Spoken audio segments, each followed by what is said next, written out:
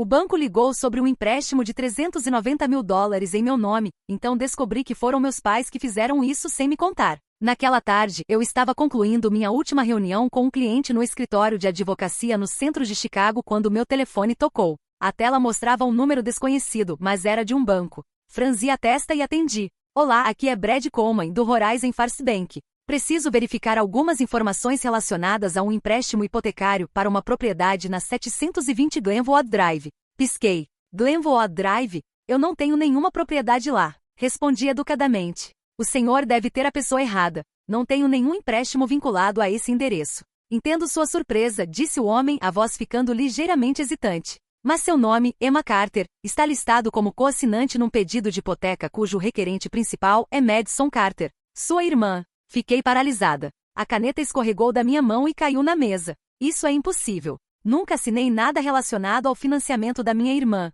Eu entendo, mas o empréstimo foi aprovado há 7 meses. Todos os documentos têm a sua assinatura. Seus pais trouxeram a papelada até a agência pessoalmente. Prendi a respiração. Uma enxurrada de imagens passou pela minha mente. O olhar evasivo da minha mãe durante o jantar de Natal, o silêncio constrangedor toda vez que mencionei a nova casa da Madison. E especialmente quando me entregaram alguns formulários de seguro-saúde na festa de aniversário do meu pai, dizendo que eu só precisava assinar porque era a hora de renovação. Tentei manter a voz firme. Preciso de uma cópia de todos esses documentos imediatamente. Vou enviá-los por e-mail nos próximos minutos, respondeu Brad. Mas há outro problema. Os pagamentos estão atrasados há mais de 2 meses. O saldo atual está em torno de $17.800. Meu peito se apertou. Eu mal conseguia registrar o restante do que Brad dizia. Assim que a ligação terminou, liguei para Alex, meu melhor amigo desde a faculdade. Também advogado civil e a única pessoa que eu sabia que não me julgaria por dizer algo tão absurdo. Eles falsificaram minha assinatura, disparei quando ele atendeu. A Madison. Meus pais. Todos eles.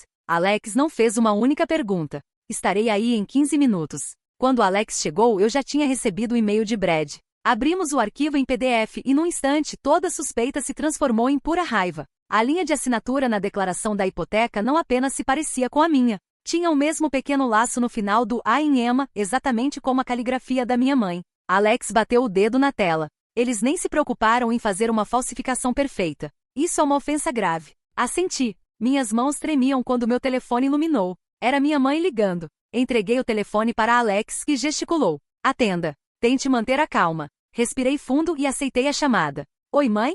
Querida, você está livre hoje à noite? Seu pai vai fazer o seu prato favorito, espaguete com almôndegas. Quase ri da ironia. Perfeito, porque eu também queria falar com vocês sobre uma ligação muito interessante que recebi do Horizon Bank. Houve silêncio do outro lado. Então ela falou, a voz trêmula. Eu ia te contar em breve. Sério, é que a Madison precisava de ajuda, e você? Você está indo tão bem. Então a solução de vocês foi falsificar minha assinatura? Vocês têm ideia de que isso pode me custar o emprego? Minha licença na ordem dos advogados? Você está exagerando, Emma. Somos família. Famílias se ajudam. Cerrei os dentes, lutando para permanecer composta. Ajudam uns aos outros ou apenas ajudam a Madison? Vocês me colocaram em uma dívida de quase $18 mil e não disseram uma palavra. A Madison vai pagar. Ela só precisa de tempo. Interrompi, olhando para a tela do computador que mostrava 3 pagamentos atrasados.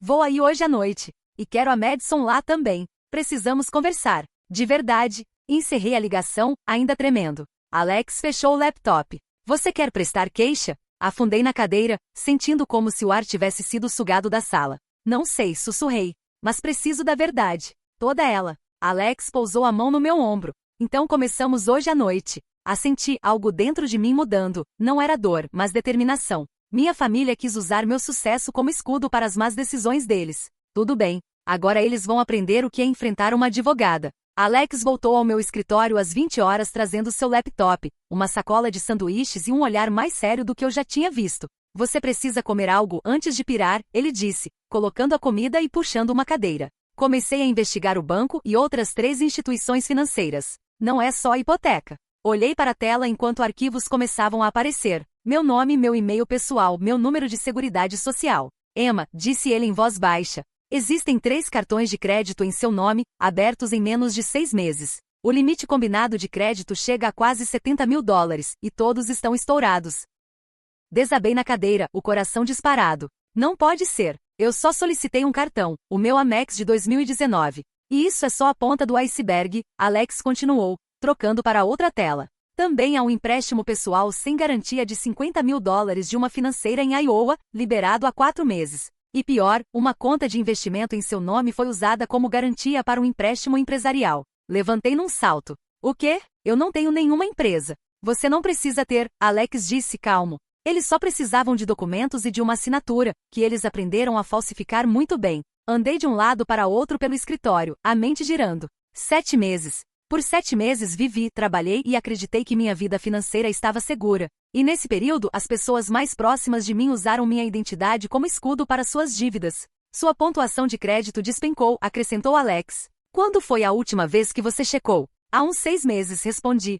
Estava 812. Agora está 613. Desabei novamente na cadeira, completamente esgotada. Minha carreira. Alex, se a firma descobrir, eles vão começar a fazer perguntas.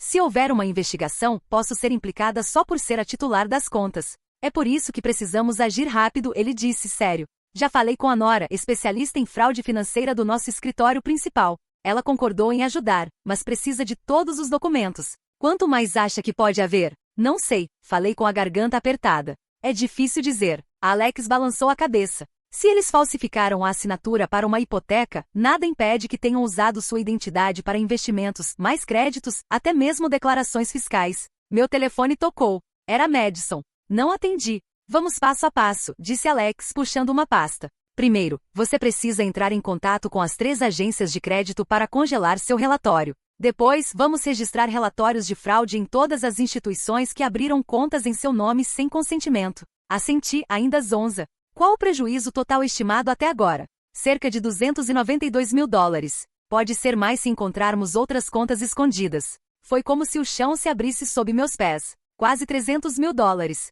Não porque eu fiz mais escolhas ou gastei demais, mas porque minha própria família decidiu que eu poderia arcar com isso. Preciso saber o que mais eles estão escondendo, sussurrei. Se estou sendo o alvo, quem sabe o que mais fizeram? Alex concordou. Vou coordenar com a Nora. Acho que você também deveria chamar um analista jurídico independente para revisar todas as transações nas suas contas. Uma ideia me veio. Espera. Minha mãe pegou meu laptop emprestado 2 vezes no mês passado. Disse que precisava checar e-mails. E a Madison? Ela veio ao meu escritório no meu aniversário e ficou até tarde. Ela poderia ter visto informações das contas. Alex abriu o laptop e acessou meu histórico de login remoto. Poucos segundos depois, ele me mostrou a tela. Há um login não autorizado do IP da casa da sua mãe logo após a visita da Madison. Então é isso, falei com a voz vazia. Eles não apenas se aproveitaram de mim. Eles planejaram tudo. Alex fez uma pausa. O que você quer fazer agora? Olhei para ele. A resposta era clara. Sem voltar atrás. Amanhã à noite vou confrontá-los, mas não como família. Vou mostrar que sei de tudo. E desta vez não vou sozinha. Entrei na casa suburbana onde meus pais moravam havia mais de 20 anos, me sentindo uma estranha. Tudo parecia exatamente como no dia de Ação de Graças. O tapete gasto, o retrato da família na sala de estar, e o aroma familiar de frango assado que minha mãe sempre fazia quando estava escondendo algo. Madison estava sentada à mesa de jantar, olhos inchados. Meu pai estava perto do fogão de costas, sem dizer nada. Minha mãe olhou para mim do sofá com um sorriso forçado. Emma, você veio, disse ela como se nada tivesse acontecido. Não respondi. Coloquei um grande maço de documentos na mesa, impressos dos arquivos de Alex. Não vamos fingir. Estes são cópias de cada conta de crédito, empréstimo e investimento abertos de forma fraudulenta em meu nome. Minha mãe deu uma olhada rápida no arquivo e desviou o olhar. Madison começou a chorar. Você não entende, balbuciou ela. Eu não queria. Só precisava de uma ajudinha para a entrada da casa e as coisas saíram do controle. Não queria, interrompi, a voz fria. Madison, você usou meu score de crédito para fazer um empréstimo de $180.000. Usou cartões de crédito no meu nome para fazer compras. E usou minha conta de investimento como garantia para seu próprio empréstimo. Você chama isso de ajudinha. Foi então que meu pai finalmente falou, a voz baixa e cansada. Ela só precisava de um começo. E você já tem tudo, Emma. Uma carreira, dinheiro, reputação. A Madison só precisava de uma chance. Olhei para ele. Então vocês dois acharam razoável falsificar minha assinatura e usar minha identidade como ferramenta financeira? Minha mãe se levantou e chegou mais perto. Somos família, Emma. Sei que foi errado, mas acreditei que você entenderia. Acreditei que perdoaria. Dei meio passo para trás. Perdão não está na minha lista de afazeres hoje. Madison agarrou meu braço, lágrimas escorrendo pelo rosto. Eu vou pagar de volta. Juro. Só preciso de tempo. Puxei meu celular e abri a foto da fatura do cartão de crédito dela. No mês passado você gastou quase 9 mil dólares em um spa e 3.500 em bolsas de grife. Como exatamente você planeja pagar isso? Quanto você ganha por mês? Silêncio. A pergunta cortou a sala de estar como uma lâmina. Não sei, Madison admitiu, a voz tão baixa que precisei inclinar a cabeça para ouvir. Não tenho emprego fixo. Assenti. Então desculpe, mas você não tem como pagar. E se vocês realmente acham que amor é razão suficiente para destruir meu crédito, minha carreira e minha reputação, talvez a gente nem fale a mesma língua. Minha mãe começou a chorar. Emma, por favor, não faça isso. Sua irmã, ela vai perder a casa. Olhei para Madison, agora tremendo como uma criança pega em flagrante. Depois olhei para meus pais. As mesmas pessoas que um dia me ensinaram que honestidade era um valor essencial, agora esperando que eu apenas ignorasse tudo. Procurei um advogado, falei devagar. Amanhã de manhã vou registrar uma queixa de furto de identidade na Unidade de Crimes Financeiros do Estado. Meu pai franziu a testa. Você vai mesmo levar sua própria família aos tribunais? Eu não estou levando ninguém a lugar nenhum, retruquei. Vocês provocaram isso quando escolheram me explorar sem ao menos perguntar. Madison sussurrou. Você não pode fazer isso. Sou sua irmã. Respirei fundo, tentando manter a voz firme. Você é minha irmã, mas também é a pessoa que arruinou a carreira que levei uma década para construir. Você não pode roubar tudo de alguém e depois pedir que ela sorria e perdoe. Minha mãe desabou numa cadeira, afundando o rosto nas mãos. Meu pai permaneceu calado. Madison só conseguiu me encarar, o pânico nos olhos. Caminhei até a porta e me virei pela última vez. Não estou fazendo isso por raiva. Estou fazendo isso por justiça. Porque se eu ficar calada agora vai haver uma próxima vez e outra até não restar mais nada para eu proteger. Fechei a porta atrás de mim, deixando para trás as lágrimas, a traição e a desculpa repetida infinitamente. Somos família. Porque pela primeira vez na vida, percebi que família não é licença para ferir alguém e chamar isso de amor. 3 dias depois de confrontar minha família, eu estava sentada no escritório de Solstice James, consultora financeira sênior no mesmo escritório de advocacia onde eu trabalhava. Alex havia feito a apresentação, e em menos de 5 minutos de conversa entendi o porquê. Solstice falava pouco. Simplesmente examinava cada linha de dados, digitando com precisão, como se decifrasse um mapa de tesouro amaldiçoado. Eu estava ao lado dela, suando frio enquanto via a tela se encher de números e nomes de contas que eu jamais tinha visto. Emma, ela finalmente disse, quase 2 horas depois de rastrear as transações. Temos um problema muito maior do que você imagina. Olhei para ela. Quão grande? Grande o suficiente para chamar o FBI. Prendi a respiração. Solstice virou a tela para mim.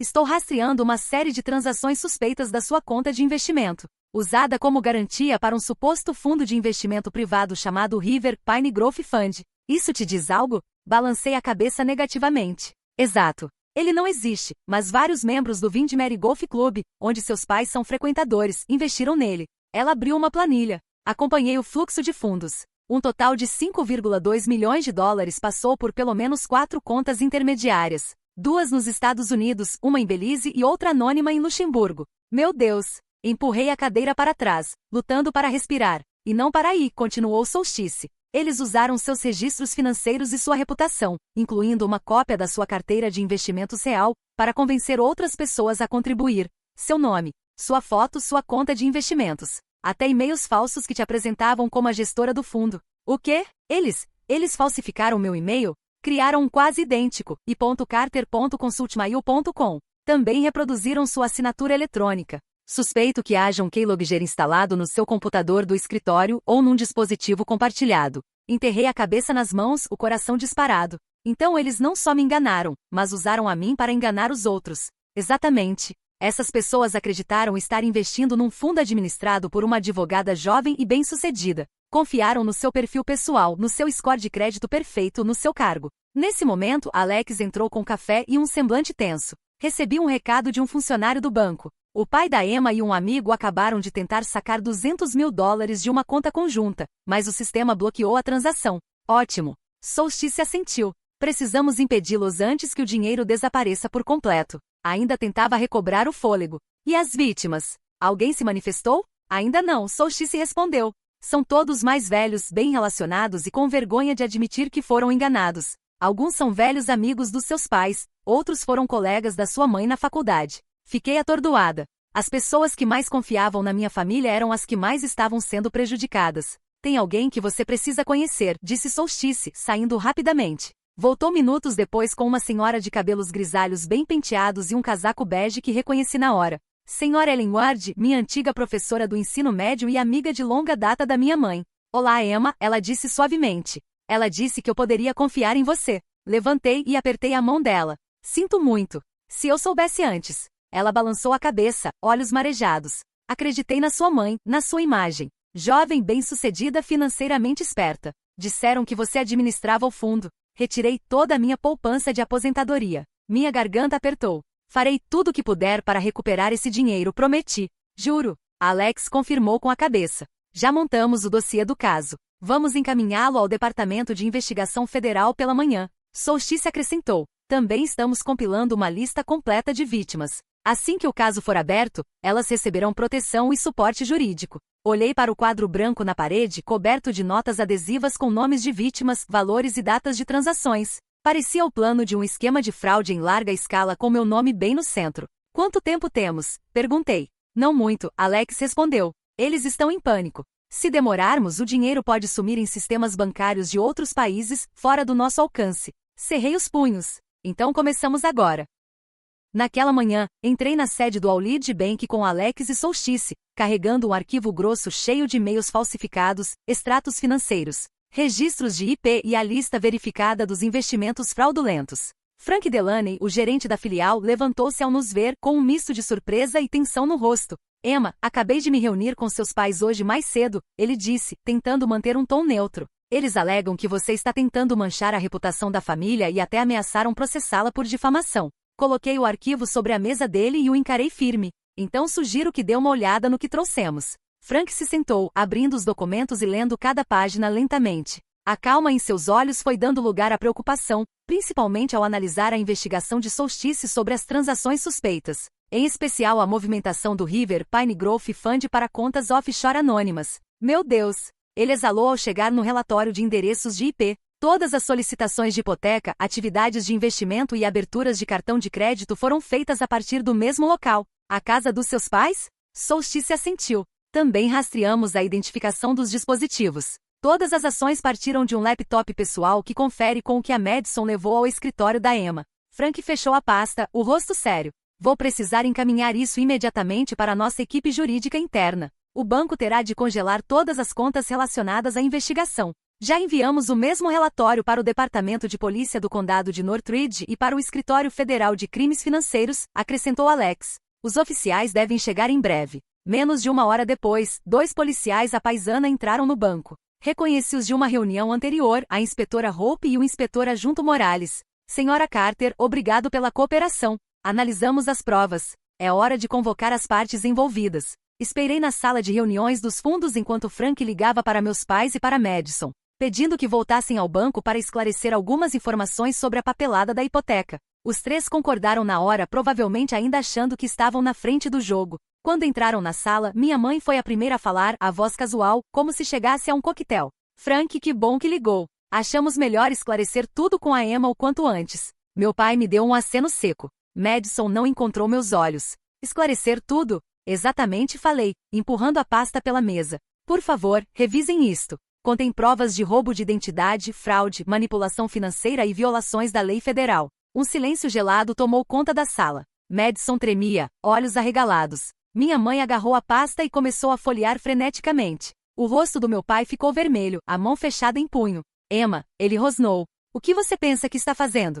Estou impedindo vocês 3 de continuarem arruinando minha vida e a de pelo menos outras 14 pessoas, respondi. Vocês chamam de ajuda familiar. Eu chamo pelo que é, crime organizado. Minha mãe bateu a mão na mesa. Você vai mandar sua família inteira para a cadeia por alguns erros? Madison é sua irmã. Não, retruquei, mantendo o olhar fixo nela. Estou levando criminosos à justiça, independentemente do sobrenome. Nesse momento, os 2 policiais deram um passo à frente, mostrando os distintivos. Gordon Carter, Ellen Carter e Madison Carter, vocês estão sendo presos em cumprimento à ordem do Tribunal Federal de Crimes Financeiros, acusados de fraude, crimes financeiros, roubo de identidade e operação de um esquema de investimento não licenciado. O queixo da minha mãe caiu. E isso, é um engano.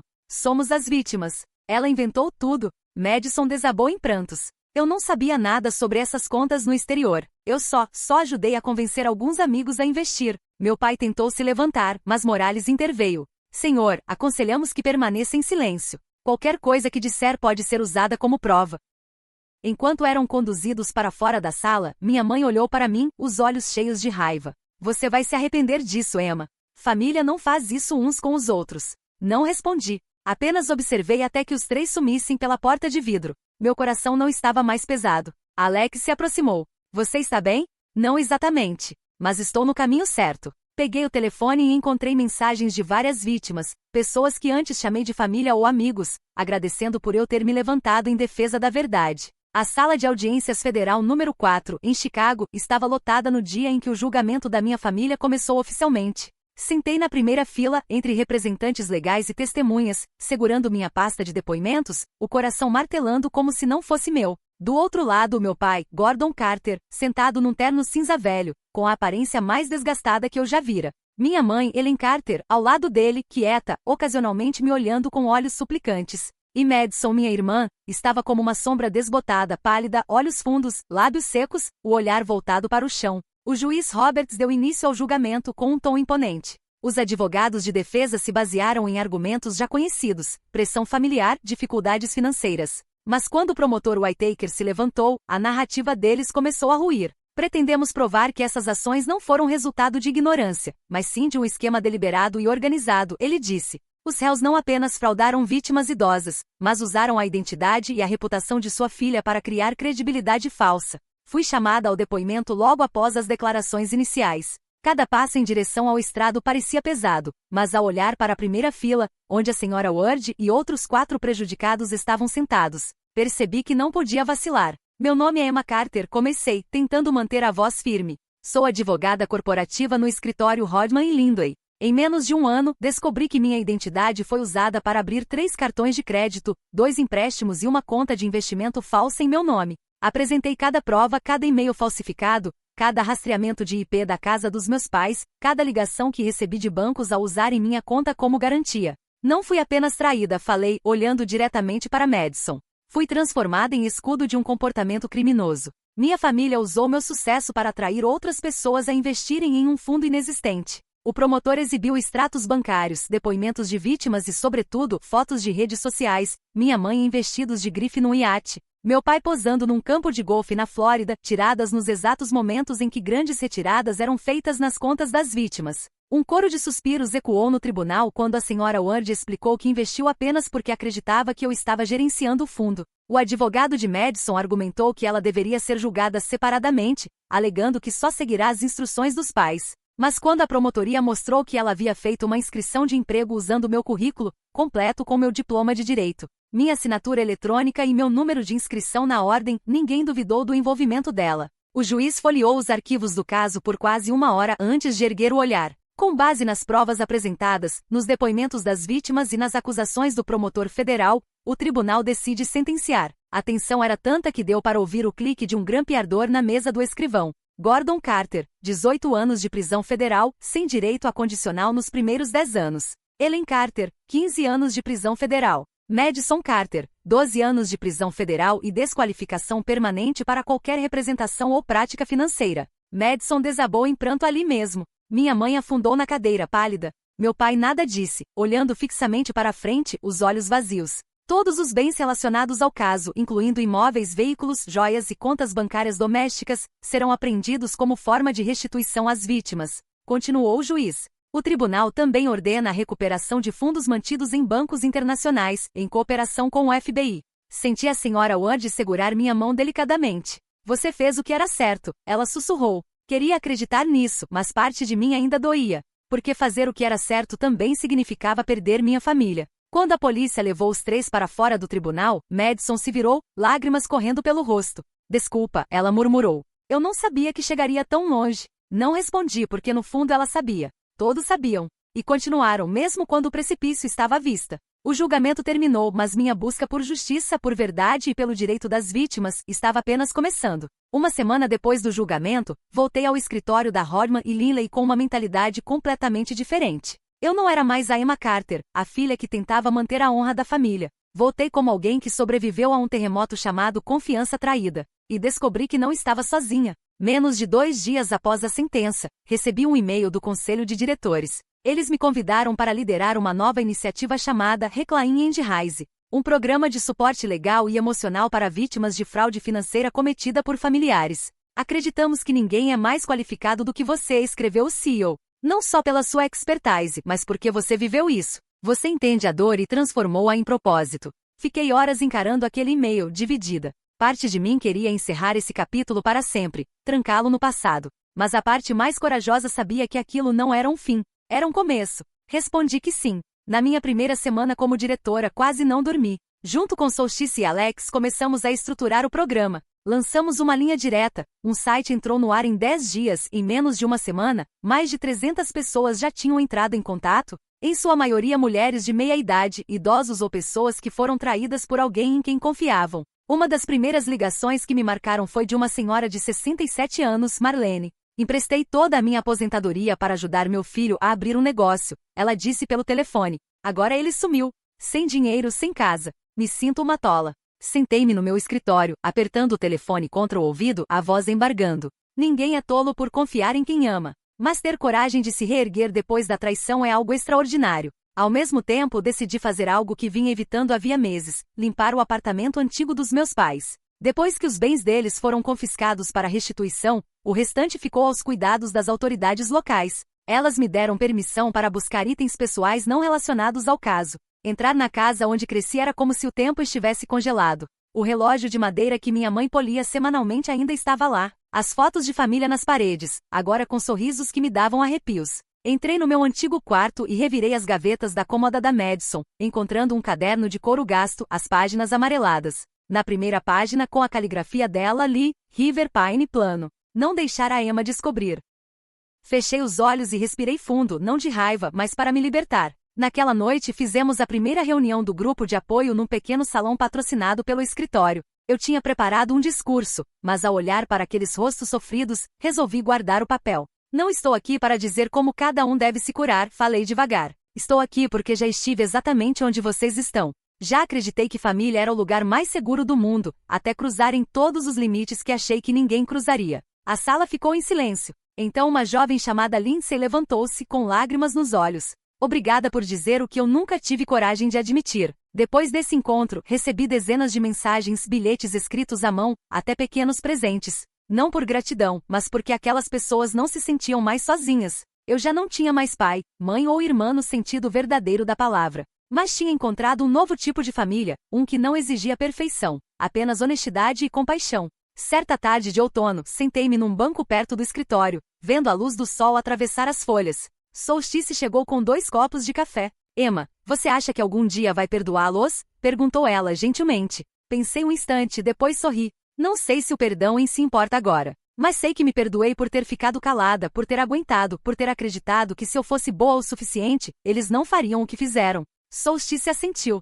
E agora? Olhei para o horizonte da cidade, onde tantas pessoas tentavam reconstruir suas vidas. Agora uso minha voz para proteger quem nunca teve chance. É assim que recomeço. É assim que escolho seguir. Naquela noite fiquei sozinha no auditório onde o Reclaim and Rise realizou sua primeira conferência. O local estava vazio, as cadeiras empilhadas, luzes douradas aquecidas iluminando o palco onde eu acabará de compartilhar minha história com centenas de outras pessoas. Gente que também tinha sido traída pela família. Numa mesinha no canto havia dezenas de recados escritos à mão, deixados pelos participantes. Um deles dizia: eu achava que era fraca por não conseguir perdoar, mas graças a você entendi agora. Às vezes, a coisa mais forte que podemos fazer é cortar o que é tóxico. Segurei o bilhete, sentindo aquelas palavras trêmulas como se fizessem parte de mim. Durante anos, me iludi achando que amor significava suportar, que manter a imagem da família era sagrado. Mas agora entendo. Força de verdade não está em absorver a dor em silêncio, e sim em levantar a voz, em proteger a si mesmo e aos outros de um ciclo de abusos e mentiras.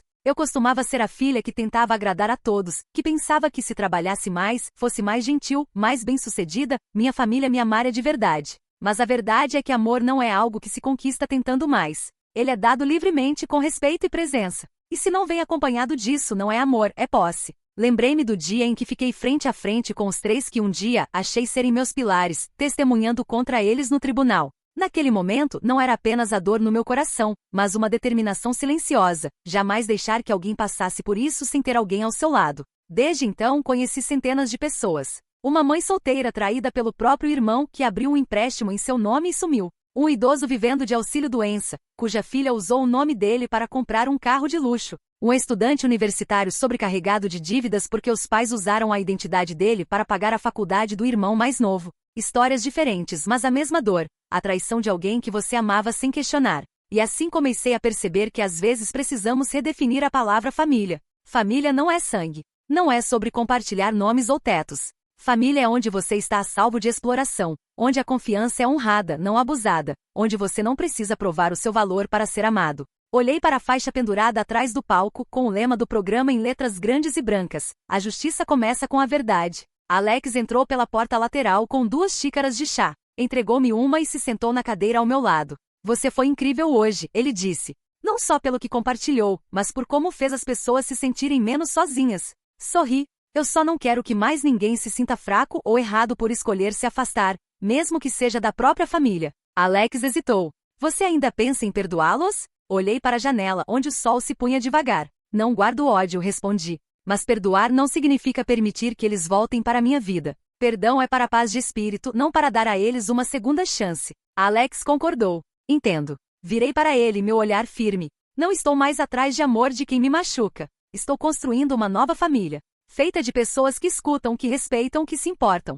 Gente como você, como a Solstice, como todos que se levantaram hoje e contaram sua história. Levantei meu copo de chá. Um brinde à verdade, à coragem e a uma nova definição de família. Alex ergueu o dele. Um brinde aos novos começos que escolhemos. E enquanto a noite se acomodava gentilmente do lado de fora, percebi que minha vida não estava mais presa ao passado. Eu havia perdido uma família, mas encontrei a mim mesma. E a partir disso, comecei a reescrever o que é família com minhas próprias mãos. A história de Emma é um lembrete poderoso de que família nem sempre significa segurança ou amor. Às vezes, as feridas mais profundas vêm de quem está mais próximo. Mas Emma provou que a verdadeira força não está em se manter calada para proteger uma imagem falsa, e sim em se levantar, escolher a verdade e se proteger, a si mesma e a outros contra o mal. Ela não apenas recuperou sua dignidade, mas transformou sua dor em propósito, ajudando outros a saírem das sombras.